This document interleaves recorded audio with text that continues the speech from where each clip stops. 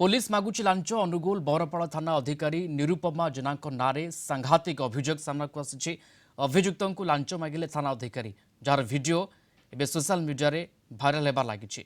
एक मामला को रफा दफा करने सहित जमीन छाड़देवा थाना अधिकारी लांच मागुवा ऑडियो रे रही अभियुक्त अभिमन्यु साहू जड़े व्यक्ति जरिया टंका पठाउछंती मात्र थाना अधिकारी दाबी करिथिबा मोट टंकार 50% देवा पर मामला शेष हेबो बोली थाना अधिकारी कहते ऑडियो टेप भाइराल घटना रे फोरेंसिक जांच हेबो बोली कहते एसपी एथिपाई एसडीपीओ को नेतृत्व में एक टीम गठन करा जायछि। थाना अधिकारी दोषी साब्यस्त हेले कड़ा कार्यानुष्ठान नियाजियो बोली एसपी सुधांशु शेखर मिश्र सूचना दैछन्ति।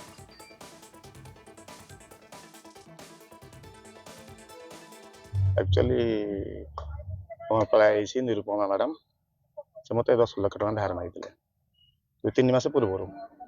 से आम फैमिली रिलेशन थे मो ददा पुओ भाई से पाठ पढ़ाऊे से 24 तारीख दिन मुझे आईएससी को गाड़ी कली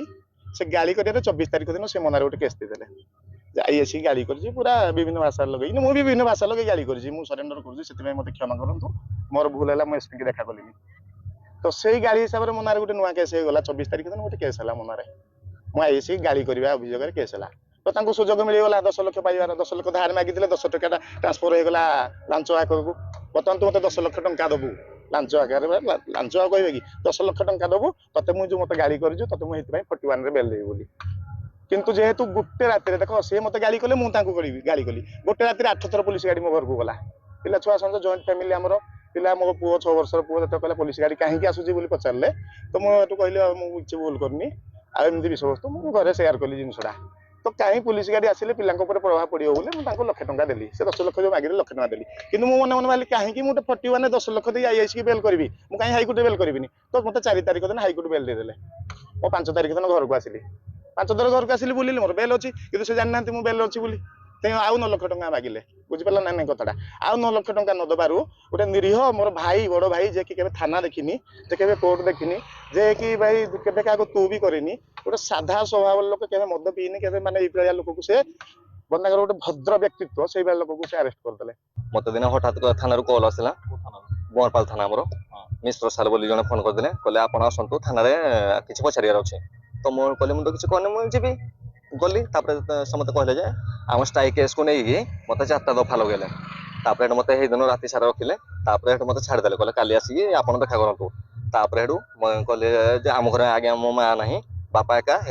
से कहले तू यू बेल हबू ना कोर्ट को जीवु कहले ना आज्ञा ये जब किसी कर दिंतु से मत 40,000 टका डिमांड कले निजे आईएस मैडम कथा को नहीं मुझे डरगी आगे घर जेहतु आम ना रुसास कर माँ बाबू खाया दब से कथा को नहीं मुझे कहली हो ना 25,000 आज्ञा देपारि तार अधिक टका देपारे आईएस मैडम को निजे मो पुत्र निजे विड्र कर से कहले फोन पे ना कैश आकार से ने मत डराउंट एवं दिन गोटे कल आसाला जे तुम जो हम इलेक्शन से टाइम तुमको उठा जेहेतु तुम हाट साई छुआ किंतु आज्ञा मु स्ट्राइक केस भी नी आप फुटेज चेक करने चाहिए भी चेक करेंगे मोर अनुरोध मत न्याय मिलू। मानस मिश्र अनुगुल सिन्हा रिपोर्टर जोड़ी होती आम सहित लाइव मानस से तो सांघातिक कथा आम प्रतिक्रिया शुणुलु 2 जन प्रतिक्रिया शुणुले तो सांघातिक कथा पूरा घटनाक्रम टी आम आपण बुझा चेष्टा करूँ एक एवं द्वितीय ए घटना को लेकिन वर्तमान समय सेमती किसी छानबीन आरंभ है कि निश्चित भाव प्रियरंजन जो एक अभावन घटना बर्तमान सामना आसी चांचल्यकर तथ्य विशेषकर ये जो ऑडियो भाइराल फुटेज भाइराल होती पाखापाखि गोटे मास तलर बोली जहाँ अनुमान करा किंतु बर्तमान जेतु गतकाली जो भाई अभियोग आसी सीधासलख भाव जो अभियुक्त जी रही अभिमन्यु साहू तार कौटी ना कौटी लांच हो कि धार मागिबा सूत्र हो पाखापाखि 10 लाख टका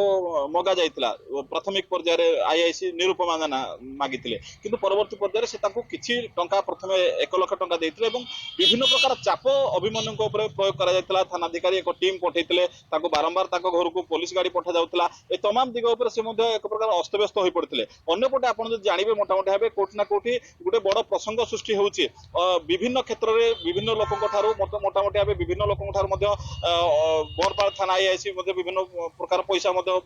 मागिଛନ୍ତି आप जानते जो अभिमन्यु साहू जो जहाँ सहित आलोचना करूँ जो भाई भाव संपूर्ण घटनाक्रम था अभिमन्यु साहू जो सहित आईआईसी सहित ଯୋଗାଯୋଗ କରିଥିଲେ ଏବଂ ଆଇଆଇସି ତାକୁ କହିଥିଲେ ତୁମେ ଯଦି କେସ୍ ନ ଦେବ ତମ ନାଁରେ ମିଥ୍ୟା ମାମଲା କରାଯିବ। ମିଥ୍ୟା ମାମଲା ମଧ୍ୟ କରାଗଲା ଏବଂ ତାଙ୍କୁ ମଧ୍ୟ କୋଉଠି ନା କୋଉଠି ଦୋଷୀ ସାବ୍ୟସ୍ତ କରାଗଲା ଏବଂ କୋର୍ଟ ଫରୱାର୍ଡ କରାଗଲା। ପାଖାପାଖି 10 ଦିନ ଜେଲରେ ମଧ୍ୟ ରହିଲେ। ପରବର୍ତ୍ତୀ ପର୍ଯ୍ୟାୟରେ ସେ 1 ଲକ୍ଷ ଟଙ୍କା ଦେଲେ ଏବଂ ପରବର୍ତ୍ତୀ ପର୍ଯ୍ୟାୟରେ ଯୋଉ ଚାର୍ଜସିଟ୍ ଯିବ ସେଠୁ ସିଧାସଳଖ ତାଙ୍କ ନାଁକୁ କାଟି ଦିଆଯିବ ବୋଲି ମଧ୍ୟ ଆଇଆଇସି ତାଙ୍କ ସହିତ ଆଲୋଚନା କଲେ ଏବଂ ଯଦି 10 ଲକ୍ଷ ଟଙ୍କା ଦବ ତାହେଲେ ତମକୁ 41 ସିଆରପିସି ରେ ଆମେ ତମକୁ ବେଲରେ ଛାଡିବୁ। କିନ୍ତୁ ପରବର୍ତ୍ତୀ ପର୍ଯ୍ୟାୟରେ ସେ 10,000 ଟଙ୍କା ଦେଇ ହାଇକୋର୍ଟରୁ 41 ସିଆରପିସି ରେ ଆଣି ବେଲ ନେଲେ। ପରବର୍ତ୍ତୀ ପର୍ଯ୍ୟାୟରେ पुलिस रो टीम सीधासलख भाव ताको घर को गला और गोटे सामाजिक लज्जार मध्य रही जहाँ प्रतिबदल से थानार द्वारस्थ हेले एसपी को सीधासलख भाव जनइले। बर्तमान एसपी निर्देश क्रमे सीधासलख भाव अनुगुल एसडीपी तदंतर दायित्व नहीं। आज पाखापाखि अभियुक्त जी रही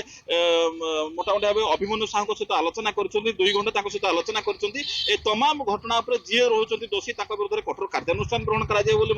एसपी सीधासलख कहते। अंपटे संपूर्ण भाव ऑडियो जो टेप भाइराल होती ऑडियो टेप को सीधासलख भाव कोटि ना कोटि फोरेंसिक टीम पाक फोरेंसिक लैब को गोटे प्रासंगिकता रिपोर्ट ए चर्चा को लेकिन ए आलोचना को लेकिन प्रासंगिकता को लेकिन वर्तमान समय छानबीन आरंभ हो जाइथिबा कथा वर्तमान समय सामना को आसुची। धन्यवाद जोड़ी होते सीनियर रिपोर्टर मानस मिश्र अनुगुल जोड़ी होते संपर्क में विस्तृत आमको सूचना देते।